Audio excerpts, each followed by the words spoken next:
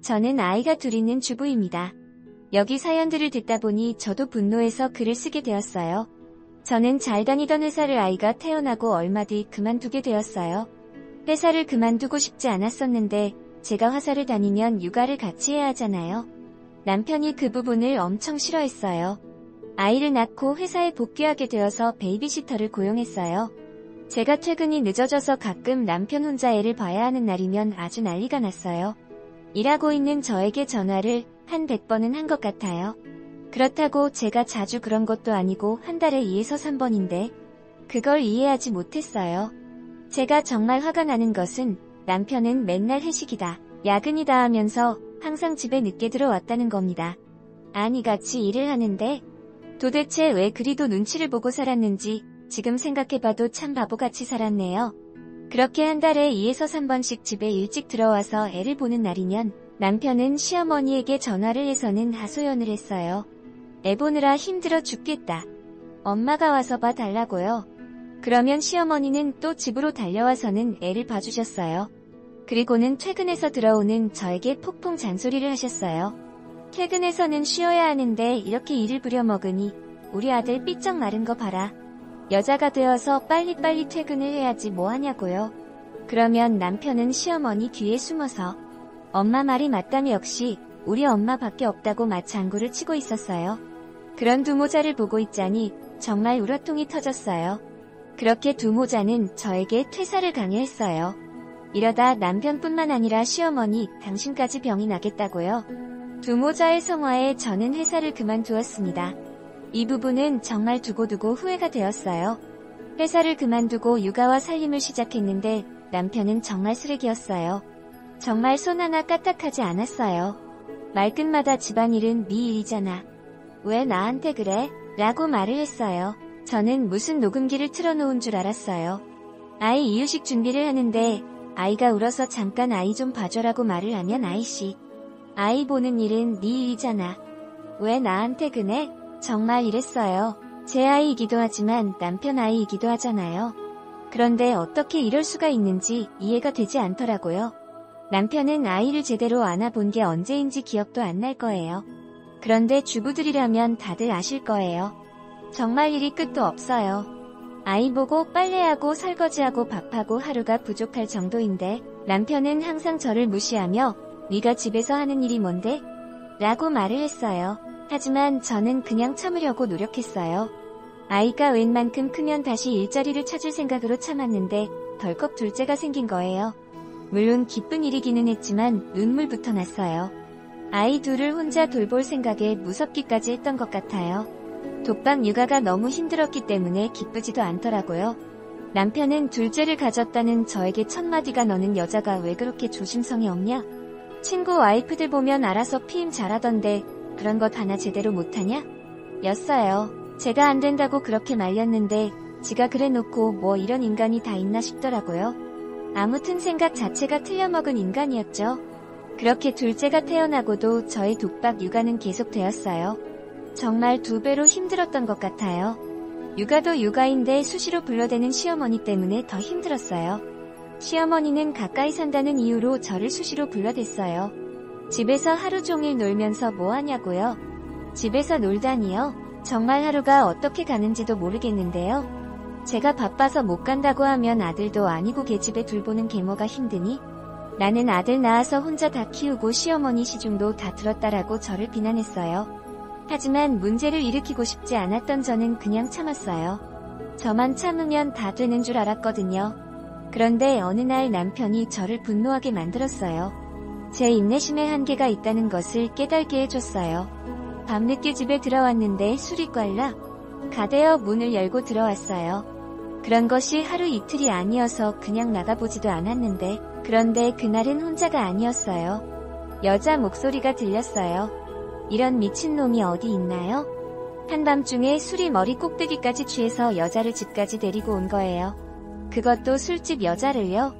제가 방문을 열고 밖으로 나갔는데 여자가 저를 보더니 뭐야, 오빠, 와이프 집에 있는데? 라고 말을 하는데 그 여자도 이미 제 정신이 아닌 게 치마는 허벅지까지 올라가 있고 블라우스는 단추도 몇 개 풀어져 있고 눈도 반쯤 감겨있는 상태로 혀까지 꼬부라졌어요. 이런 미친년놈들이 어디 있나요? 그 여자의 물음에 남편이 괜찮아. 쟤는 일찍 잠들어서 괜찮아라고 말했어요. 제가 눈을 시퍼렇게 뜨고 쳐다보고 있는데 말이죠. 그래서 제가 둘 다 당장 나가라고 미친듯이 고함을 질렀어요. 그랬더니 남편이요. 뭐야 호박, 안 자고 있었어? 라고 말을 하더니 그 여자에게 봐봐. 우리 와이프 잔짜 장난 아니지? 쟤 하루 종일 저러고 있어. 이러니 내가 집에 들어오고 싶겠냐? 라고 말을 하는데 저는 이미 제정신이 아니었어요. 이런 미친놈을 봤나요? 그래서 제가 주방에 가서 물을 한 바가지 퍼서 남편 얼굴에 촥 쏟아버렸어요. 그랬더니 남편이 야 너 미쳤어? 이거 또라이 아냐 하고 말하면서 벌떡 일어나더라고요. 그래서 제가 그래 나 미쳤다. 지금 이 상황에 안 미칠 사람 어딨어? 야, 이 미친놈아. 저는 제 입에서 그렇게 욕이 나올 줄은 몰랐는데 사람이 정신이 반쯤 나가니 제가 여기저기서 들어봤디겠던 욕들이 마치 방언더 전나오듯이 마구마구 쏟아져 나오더라고요. 그리고는 저는 일어선 남편의 정강이를 발로 차버렸어요. 정말 온몸을 실어서 차버렸어요. 남편이 덩치가 조금 있는데도 불구하고 마로 주저앉더라고요. 그런 남편을 향해 달라들어서는 마구마구 때렸던 것 같아요. 지금 생각해봐도 어디서 그런 힘이 나왔는지 모르겠네요. 그런 저를 옆에서 보고 있던 여자가 저를 뜯어 말렸는데 제가 멈추지 않자 제 머리채를 잡아당기더라고요. 그래서 저도 그 여자의 머리 끄덩이를 잡고 마구마구 흔들었어요. 그랬더니 이 여자가 오빠, 나 좀 살려줘. 나 죽는다. 야, 너, 놓으라고 씨. 아앙나고 소리를 질렀지만 저는 놓지 않고 악착같이 잡고 있었어요. 이미 정신이 반쯤 나갔던 저는 그 여자에게 야, 정신 나간 게 삐리리야. 여기가 어디라고 따라 들어와. 너도 한번 죽어봐라. 오늘이라고 머리채를 더 세게 잡아당겼고 그 여자는 온갖 상욕을 하면서 바둥바둥거리더니 더 크게 비명을 질러댔고 남편이 그제서야 저를 뜯어 말리더라고요. 저는 그런 남편의 발등을 있는 힘을 다해 밟아서 비틀어버렸어요. 아, 씨 삐리리. 진짜 돌겠네. 이게 진짜 미쳤나. 너 진짜 죽고 싶어 환장했어? 라고 남편이 달라들었는데 술을 얼마나 처마셨는지 중심을 똑바로 못 잡더라고요. 정말 한심하기 짝이 없었죠.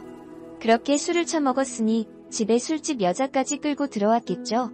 저는 그런 남편 놈 아랫배를 다시 발로 확 차버렸어요. 그리고는 야게 삐리리야. 너 오늘 죽었어. 너 오늘 나한테 잘못 걸렸어. 내가 너 가만 안 둬. 너 그동안 내가 참고 있으니까 내가 가만히로 보였지? 쥐뿔도 없는 놈 데리고 사라졌더니 뭐가 어쩌고 어째? 그러고는 아이들을 데리고 집을 나와버렸어요. 나오면서 시어머니에게 전화를 했어요.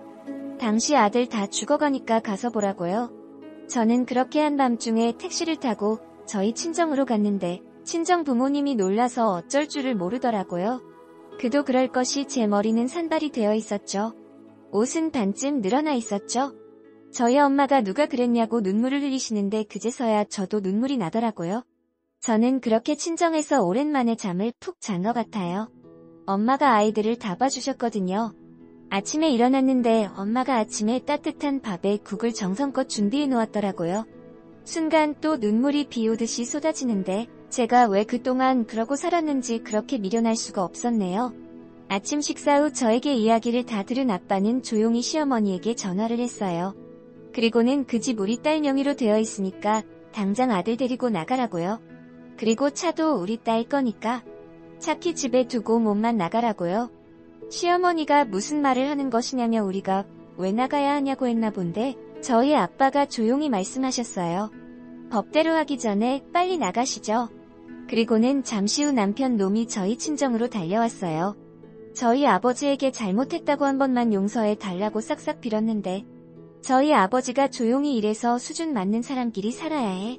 안 그런가? 결혼할 때는 간도 쓸개도 다 빼줄 것 같이 그랬는데 이제는 다 가진 것 같으니까 본색이 슬슬 나오지? 화장실들 갈 때 마음하고 나올 때 마음이 다른 거지. 안 그런가? 자네 수준은 어제 집으로 데려온 술집 여자가 딱이니 그 여자랑 잘 살게나라고 말씀하셨고 남편 놈이 머리를 거실 바닥에 박으면서 정말 죽을 죄를 졌습니다. 정말 죽을 죄를 졌습니다. 라고 말을 했는데 저희 아빠는 눈 하나 깜박이지 않고 앞으로 집도 절도 없이 홀어머니랑 다시 잘 살아보게나라며 방으로 들어가 버렸어요. 그런 저희 아버지를 바라보던 남편은 갑자기 옆에 있던 제 손을 덥석 잡더니 여보 내가 잘못했어. 술이 너무 취해서 정신이 없었어. 한 번만 용서해줘. 내가 진짜 잘할게라고 빌었는데. 제가 꺼져라 제발 내 인생에서 꺼져줘라. 그리고 집안에 있는 물건들 다 내가 산 건 알고 있지? 하나라고 손대면 가만 안 둘 거야. 잘 가고 법원에서 보자라고 말을 했어요. 그렇게 남편은 밤낮으로 친정으로 와서 빌고 있는데 저는 이미 정이 떨어질 대로 떨어져서 얼굴을 마주하기도 힘드네요. 더 슬픈 일은 저희 아이들이 단 한 번도 아빠를 찾지 않는다는 사실이에요. 마치 아빠가 처음부터 없었던 것처럼 아이들이 단 한 번도 아빠를 찾지 않네요. 그런 아이들을 보니 제가 잠시 정신이 나가서 아이들에게 참 몸쓸 짓을 한 것 같습니다. 앞으로는 더욱 현명한 엄마가 되어야겠다고 굳게 다짐해봅니다. 그리고 저의 부모님 가슴에 대못을 박아서 정말 너무너무 죄송하네요. 아버지, 엄마, 저 부끄럽지 않게 잘 살게요. 사랑해요.